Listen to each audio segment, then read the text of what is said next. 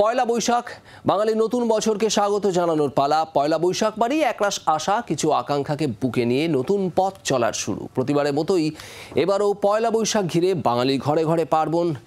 এবারে নববর্ষে 1432 বঙ্গাব্দকে বরণ বাঙালির।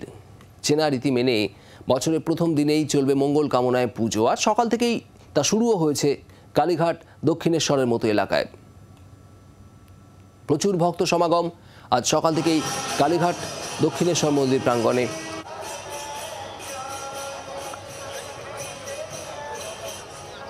সকাল সকাল মায়ের কাছে প্রার্থনা সেরে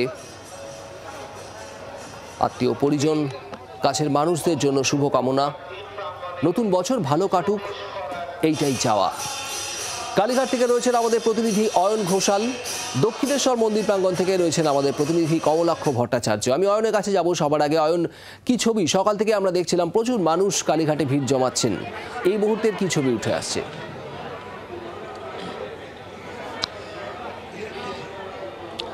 শুভদীপ, বাংলা নববর্ষের এই যে একদম প্রারম্ভিক লগ্ন, এই প্রারম্ভিক লগ্নে অবশ্যই কালীঘাট এবং দক্ষিণেশ্বর মন্দির মানুষের অবশ্য গন্তব্য।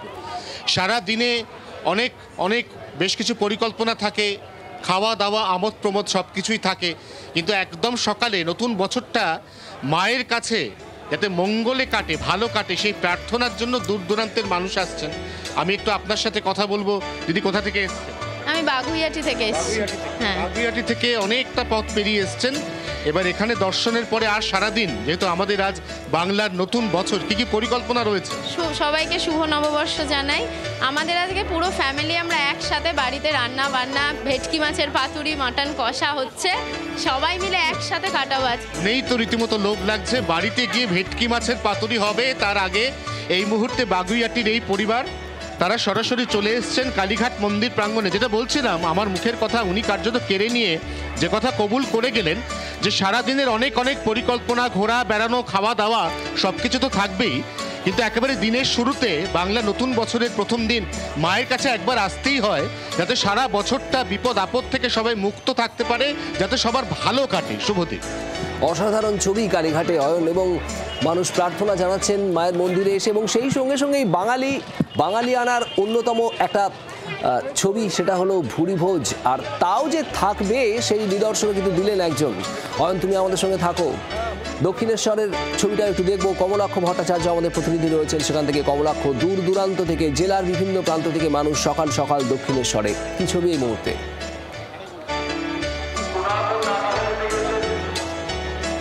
শুভদীপ, যে কথা বলছিলাম যে দূর দূরান্তের কথা, আসলে শুরুটা তো আজকের দিনে এখান থেকেই।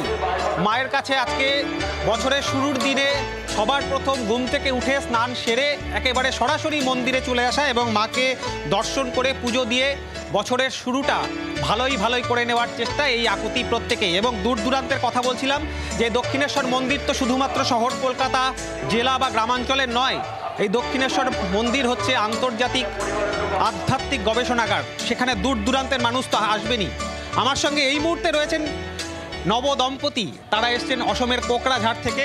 একটু কথা বললো। প্রিয়াঙ্কা রয়েছেন এবং দীপ রয়েছেন। প্রিয়াঙ্কা, অসম থেকে দক্ষিণেশ্বর বছরের প্রথম দিনে মানে কি পরিকল্পনা ছিল, এখানেই কেন আজকে?